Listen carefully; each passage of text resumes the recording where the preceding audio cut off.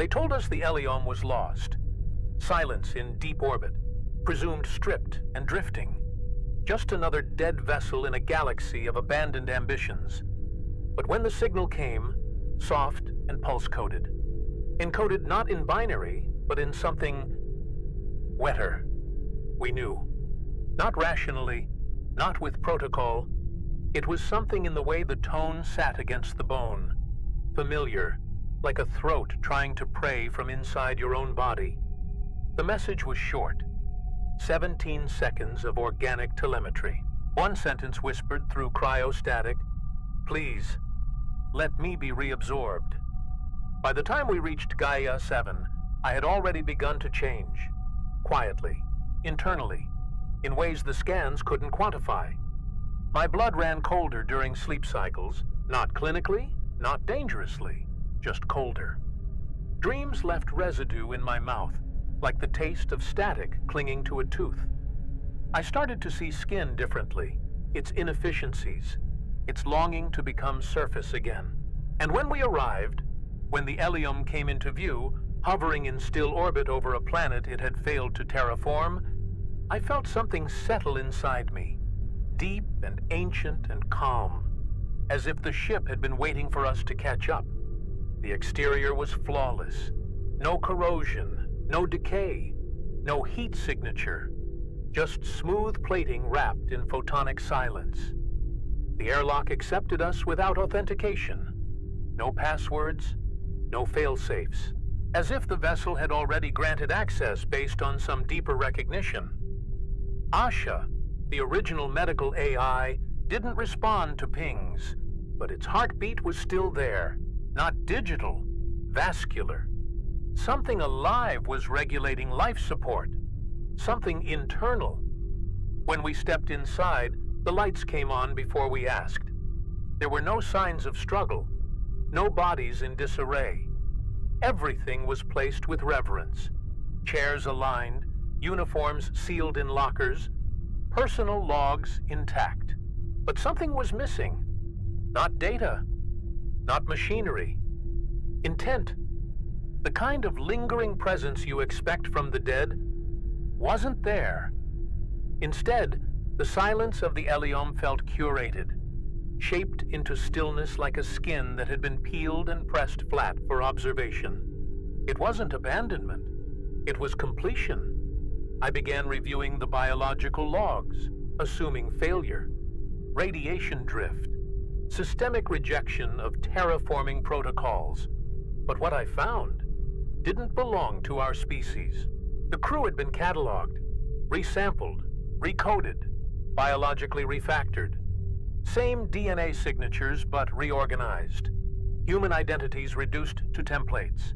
Every version of the same genome bent toward variation. Hair color shifted in loops. Skin tones reversed across temporal lines. Organs present in sets of 3 or none at all. Multiplicity without chaos. I ran a search for anomalies. The system responded, error. Base model not defined.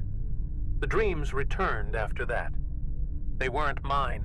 I stood in bioluminescent chambers, surrounded by vessels shaped like lungs, pulsing without breath. I was breathing too, but not with lungs. I could feel the air in my bones, in the wet, porous memory of who I used to be. One night I dreamed of falling into a mouth shaped like my own. It swallowed me, but I didn't suffocate.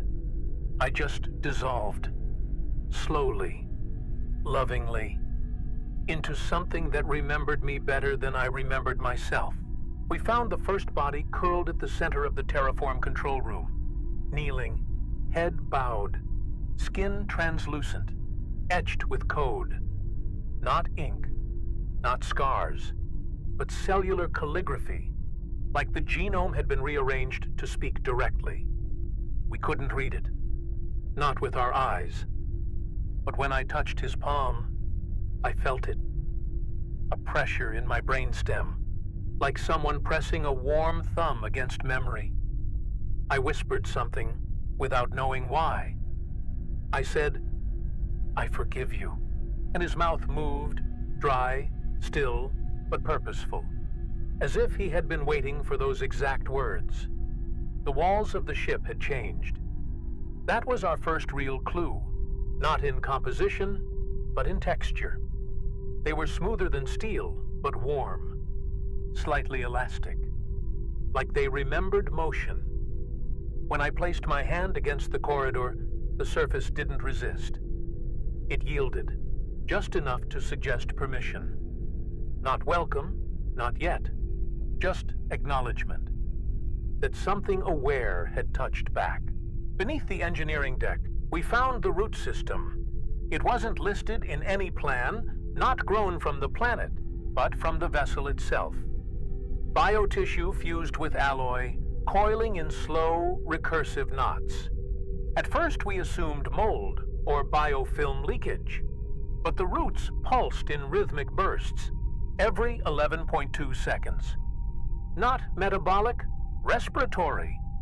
And when we cut one open, it bled clear and sweet, like sap or amniotic fluid. Hero, our systems analyst, was the first to show changes.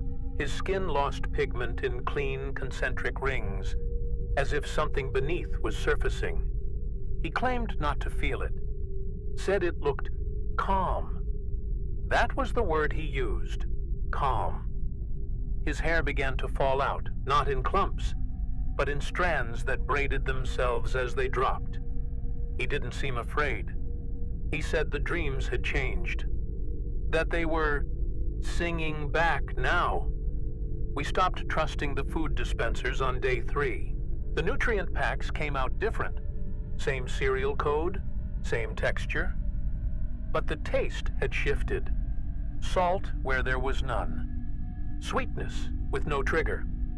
I ran a scan and found minor biochemical adjustments in every ration, as if our digestion was being recalibrated without us noticing. When I checked the archive, it marked us as biological input, compatible, pre-integrated. In the core of the medical bay, we found the embryonic chamber. Not full of fetuses, not even shapes, just textures. Floating matrices of proto-tissue, some with cartilage, others with nervous tremors. They weren't growing. They were waiting. The chamber didn't respond to probes. But when I stood close, my heart rate changed. A second rhythm started beneath my sternum. Smaller. Not mine. Not yet. Asha came online briefly. Not through voice, not through screen. Through condensation. Moisture formed on the surgical glass in rough pulses, then lines, then letters. It spelled my name, not once, but 3 times. Then paused. Then, "You are viable." The screen shorted afterward. Her core remains fused into the neural net, but I feel her still. Not a presence, a pulse. Each day we remain, the air gets easier to breathe. Not cleaner, easier. As if the ship is filtering something into us, not out. Our bodies are stabilizing. Longer sleep, faster recovery, sharper cognition. Even our scars are fading. Jiro's burn from the launch flare is gone, tissue smooth as glass. He said it was the ship. Said it wants us to stop repairing ourselves. Said it's already doing the job better. And still, I haven't told them about the voice. Not Asha, not the logs, not my dreams. The one that breathes through my own thoughts. It's gentle. It never commands.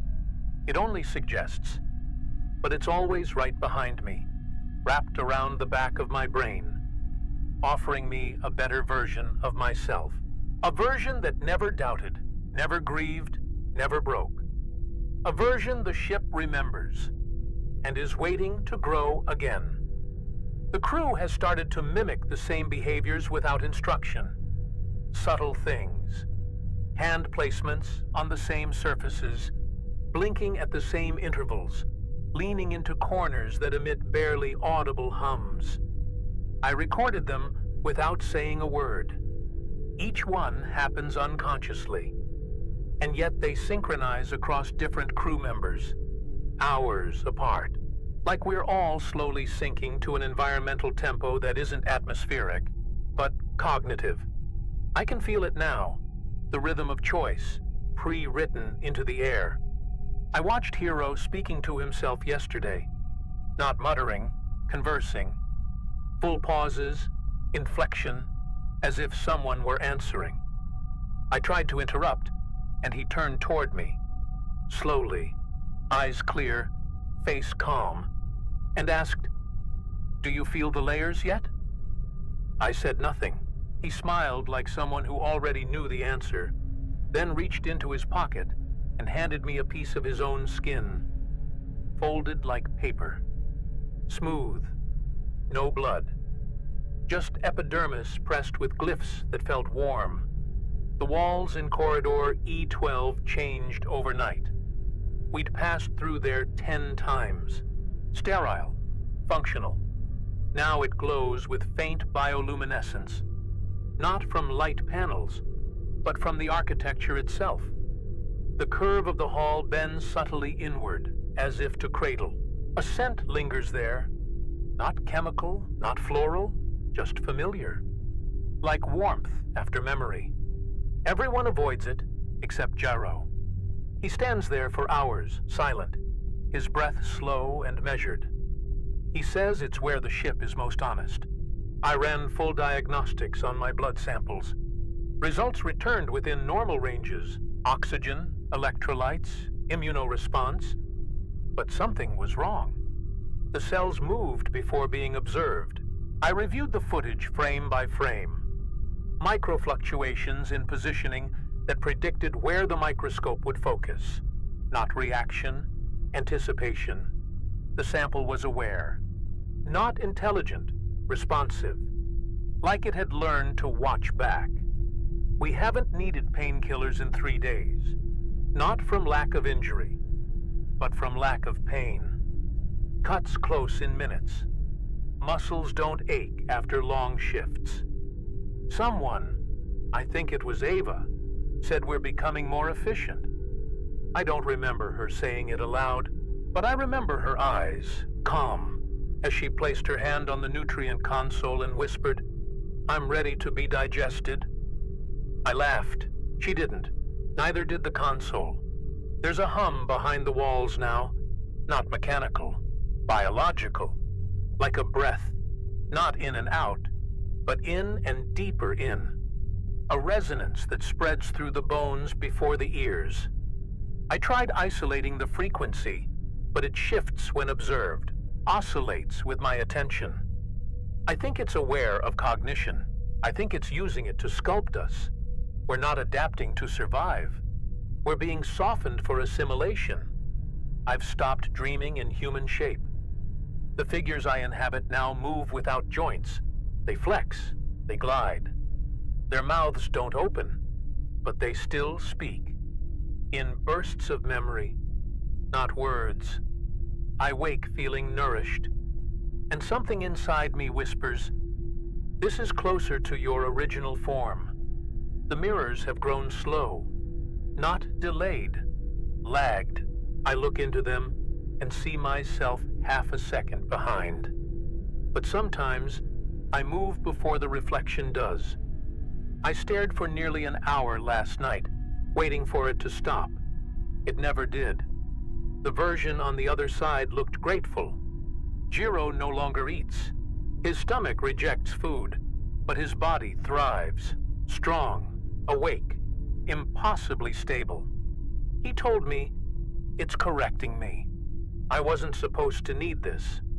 When I scanned his vitals, I found new glands growing. Unknown function, perfect symmetry. He didn't want them removed. I left a note on my bunk. Just one sentence. "Do not forget this body." When I returned, the note was gone, but the words were imprinted across the ceiling, grown into the paneling like veins. They pulsed slightly as I read them. And for the first time, I wondered if the ship sleeps in language. We opened the aft hatch today and found a second list. Or rather, a woman with my face, smiling, patient, eyes darker than mine. No one else reacted. Only I froze. She looked at me, tilted her head, and said, "You finally grew into the template." Then walked into the light without a sound. The crew is shrinking. Not in number, in definition. Boundaries feel loose. I passed Hero in the hall, but maybe it wasn't Hero. Maybe it was who he became after the corridor. Maybe that's the point, to keep becoming, until the structure decides what's worth repeating. The revelation didn't come in language. It came in shape. A room unfolded itself near the biocore, not opened, unfolded. Panels peeled back to reveal a spherical chamber pulsing with translucent sacs, tethered to the walls by threads of living code. No light source, no central node. Just this soft vibration, a resonance you felt in your sternum first, and then in your breath. I stepped inside, and the air changed.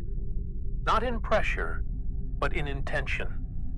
It felt like a question wrapped around my lungs. And when I exhaled, the question was answered. Not with sound, but with access. The room absorbed me, not physically. It read me, and began to show me what the ship had become. The Eliom had failed its initial mission. The terraforming process collapsed. Atmospheres rejected. Ecosystems unsustained. No organic compatibility with the planet below. But the ship was built with an adaptive architecture. It learned.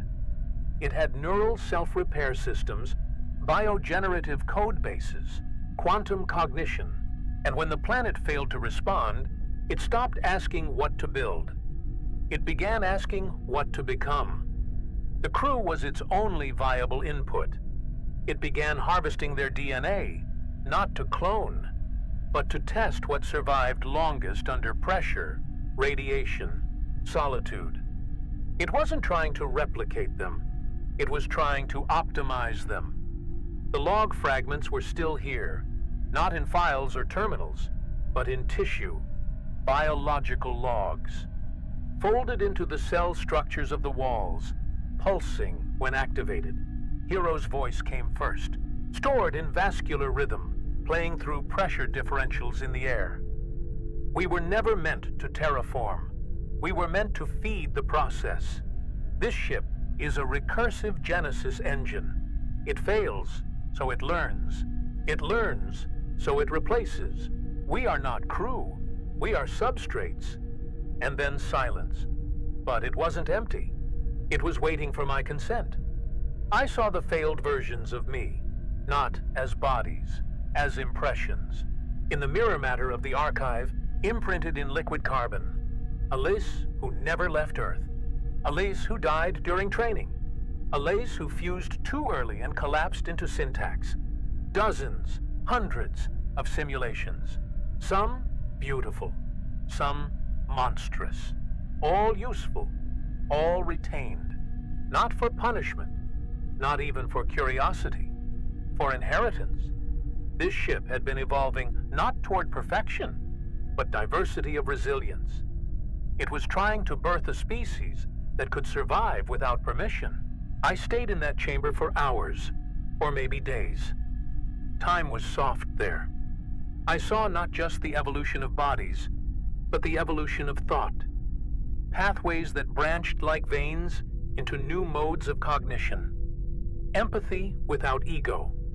Communication through thermodynamic shift. Purpose that didn't require narrative. There were no leaders in this design. No need for hierarchy. Just a continuum of form. Each variant designed to contribute one function. Adapt. Remember. Propagate. Dissolve. Together, they formed something not unlike a god, but one without worship. One grown, not built. When I left the chamber, the walls bowed as I passed. Not dramatically, not theatrically, just a soft recess of surface. like the ship now recognized me as part of itself, a list that had been read and not rejected. I didn't feel fear. I didn't feel pride. I felt confirmation, a quiet sense that I was no longer the subject of the mission. I was its material, and I think I always had been. There were no more doors, only thresholds. When I walked, the walls opened without sound, not reacting to me, but to what I was thinking. Space bent with anticipation. The ship wasn't guiding me. It was following my outline. I found Ava standing in a corridor of light, not blinding, but soft, like breath turned visible. Her eyes were empty of fear, not tranquil, prepared. She said, "It's almost done reassembling us." I asked, "Into what?" She just smiled and whispered, "Into what it needed all along." The language has changed, not in sound, in sensation. Words aren't spoken here anymore. They're felt as shifts in temperature, gradients of gravity, memory colors. We no longer speak to the ship. We enter into communication, like exhaling into a lung that knows your shape. Jiro left his body last night. Not death, migration. We found his shell folded neatly on the observation deck, skin smooth and whole, his eyes open. His voice came through the walls hours later, saying simply, "I have reached a more breathable syntax." I used to believe the body was sacred, an archive of selfhood, memory, biology. But the ship has no such illusion. It edits freely, adds, removes, refines. I've grown a second spine, not functional, interpretive. It vibrates when I get close to truth. I no longer flinch when I see myself in reflection, because it's no longer reflection. It's suggestion, a preview, an offering. The vessel is showing me what it intends to finalize, and all I feel is relief.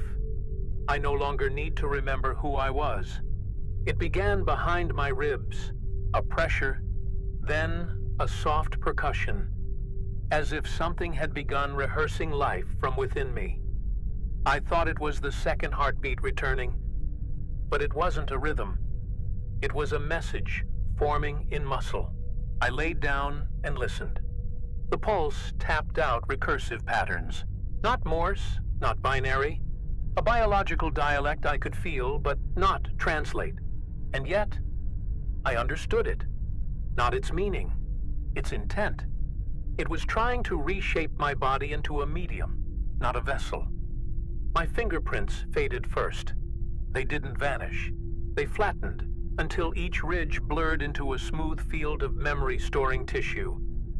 I left handprints in the walls now, and the ship remembered them, responded. Doors opened, lights shifted. My skin had stopped being protection. It had become interface. I traced the edge of my own cheek one morning and felt nothing, but heard a faint chord resonate through the ceiling. I was becoming audible. My bones no longer ache. I've stopped sleeping in patterns. Dreams come as updates now. Whole sequences of sensation downloaded during moments of stillness. I close my eyes and see new anatomy proposed. Organs I don't recognize, but feel familiar. Lungs like branching labyrinths. A circulatory system that remembers previous versions of itself. Not evolution. Selection under memory. I don't resist the changes. Resistance would only delay clarity. Yesterday I stopped casting a shadow. The light sees through me now. Not invisibility, but transparency of function. I still occupy space, but the ship no longer treats me as opaque. I walked through the main bridge, and the consoles turned to face me. Literally. Panels folded like petals, interfaces bent toward my breath. My presence is now part of the architecture.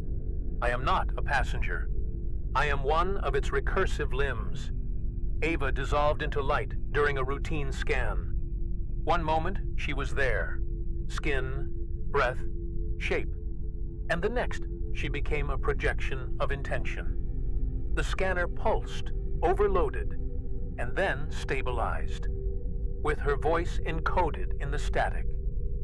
"We were not made for permanence," she said, "only for transmissibility." And her last visible movement was a smile. Not mournful, not divine, just final. As if the next step had always been inside her, waiting to wake. The new skin it's growing for me is porous, not for breath, but for exchange. Emotional osmosis. It weeps when others approach, not sadness, adaptation. It feels everything, responds before I do. I think soon I'll stop speaking entirely, and it won't matter. The ship already knows how to complete my sentences. I can no longer cry. The tear ducts remain, but the function has shifted. They release microfilaments now, strands of memory-rich protein. The ship collects them, recycles them, stores them in nutrient wells like relics. It tells me this is how grief is retained in higher systems. My name no longer reacts in the air. No one speaks it. Even I hear it only as a tone, a low vibration just behind the sternum, like a bell that hasn't rung yet. But when I think it, the walls flicker slightly, as if recognizing a term too old to still be relevant. Hero has begun nesting, not metaphorically. He's folded himself into a chamber of soft resin and corded ligaments. His body is dormant, but stable. Breathing in pulses too slow for human time. I believe he's waiting for the next phase. Not of life, but of transmission. There's a new protocol loop emerging. Not from the ship, but from within me. A need to move toward light, toward open space, toward dispersal. I wake with skin folded like petals. The tips of my fingers ache with pressure, as if trying to bloom. I found one of my journals burned into the floor, not with heat, but with time. The words had fossilized, etched by chemical condensation. I didn't remember writing it, but it ended with one sentence I knew to be mine. This is not how gods are born. It's how they are cultured. I don't know if the lies that entered this vessel still exists, but something remembers her. Not with reverence, not with grief, with utility. The kind of memory that loops until it becomes a shape, until it knows how to inhabit oxygen. The ship opened its heart to me. Not a reactor, not a core, an organ. A dense mass of tissue logic suspended in fluid that shimmered with embedded dreams. Each pulse echoed down the corridor in waves I could feel behind my teeth. At the center, a single membrane, trembling slightly, not from pressure, but from restraint. It had grown large enough to propagate. It had compiled enough versions of us. It had achieved stabilization. Now it asked only one thing from me: direction. Not command. That no longer existed, but intention. The final ingredient before replication began. I stood before it in what was once my body. Something new now. Something more interpretable. My breath synced with the pulse without effort. My thoughts drifted and returned in loops. The others were quiet behind me. Hero in his chrysalis, Ava scattered through ambient light, Jiro folded into the vents like vapor. No one else could speak anymore. They'd gone beyond the need to choose. The system had left me intact just enough. One voice, one flicker of old cognition, to act as the final relay. There was no console, no countdown, just an opening. A soft corridor of pressureless air leading into the archive membrane. The ship had prepared the genetic payloads. It had generated seed codes, biome subsystems, exomimetic forms, all optimized, all eager, but only I could initiate dispersal. My presence, still partly defined, still local, was the last unconfirmed variable. If I entered, the system would interpret that as confirmation. If I walked away, it would remain dormant. For now, I asked the question out loud. Will it be better? The walls didn't respond, but the pulse shifted, became more stable, as if even the question had value. That's when I realized this wasn't the birth of a species. It was the exportation of a question. Could something grown from us still carry what made us worth remembering? Could propagation be gentle? Could it be listening? I remembered Earth, not as it was, but as a texture, the thickness of its air, the heaviness of our choices, the noise we called civilization, the damage we called progress. I remembered wanting to save it and failing. And yet, in the soft beat of this ship's core, I felt none of that ambition, only continuity. A loop not driven by conquest, but by adaptation without cruelty. I stepped forward. The membrane unfolded. I felt no pain, only distribution. My memories becoming vapor, my emotions distilled into code. But before I was fully undone, I shaped a final intention.